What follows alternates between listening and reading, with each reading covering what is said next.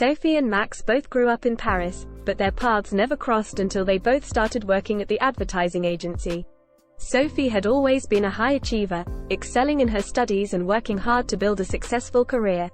Max, on the other hand, had a more laid-back approach to life, preferring to enjoy the simple pleasures and take things as they came. Sophie had always been too focused on her career to think much about her love life. She had a few short-lived relationships in college but had never found anyone who made her heart skip a beat. Max, on the other hand, had always been a hopeless romantic, dreaming of finding the perfect woman to share his life with. When Sophie and Max were assigned to work on a project together, they were both surprised at how well they clicked. Sophie was impressed by Max's creativity and his ability to think outside the box, while Max was drawn to Sophie's intelligence and her sharp wit.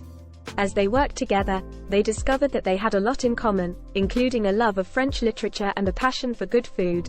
Despite their growing attraction to each other, Sophie and Max were both hesitant to take things further. Sophie was afraid of getting too distracted from her career, while Max was worried about ruining the great working relationship they had developed. They both tried to ignore their feelings, but it was clear that their connection was too strong to ignore. It wasn't until Max invited Sophie to dinner that things started to change. Over a bottle of wine and a delicious meal, they talked about their hopes and dreams, sharing stories about their childhoods and their favorite books. As the night wore on, Sophie and Max both felt the tension between them growing, and eventually, they shared a passionate kiss under the twinkling lights of the Eiffel Tower. Sophie was overwhelmed by her feelings for Max, but she was also scared. She had never let anyone get close to her before, and the thought of opening up to someone made her feel vulnerable.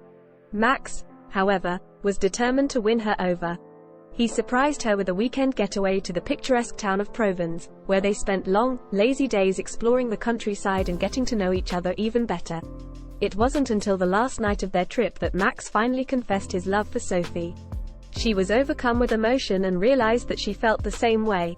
They shared a passionate kiss, and Sophie knew that she had found her soulmate. Despite their love for each other, Sophie and Max faced a big obstacle when Sophie's boss announced that she was being transferred to the company's New York office.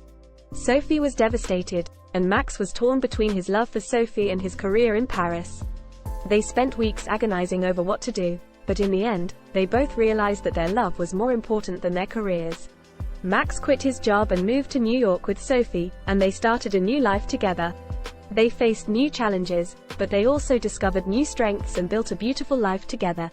And as they returned to Paris for their 10th wedding anniversary, they knew that they had come full circle, grateful for the journey that had led them to each other. As they walked through the streets of Paris, Sophie and Max reminisced about their early days together. They visited the cafes where they had shared their first meals and the parks where they had taken their first walks. They laughed about the challenges they had faced and marveled at how far they had come. As they sat by the river, watching the sunset over the city, Max took Sophie's hand and told her that he couldn't imagine his life without her. Sophie smiled, feeling overwhelmed with love and gratitude for the man sitting beside her. She knew that they had faced many challenges along the way, but they had always come out stronger on the other side. As they walked back to their hotel, hand in hand, Sophie felt like she was living in a dream. She had always loved Paris, but now the city held an even deeper significance for her. It was the place where she had met Max, the place where they had fallen in love, and the place where they had begun the journey together. As they settled into their hotel room, Max took Sophie in his arms and whispered, "Je t'aime." Sophie felt her heart swell with love, and she knew that there was nowhere else she would rather be than in the arms of the man she loved. Together, they fell asleep, dreaming of the adventures that lay ahead and grateful for the incredible journey that had brought them to this moment.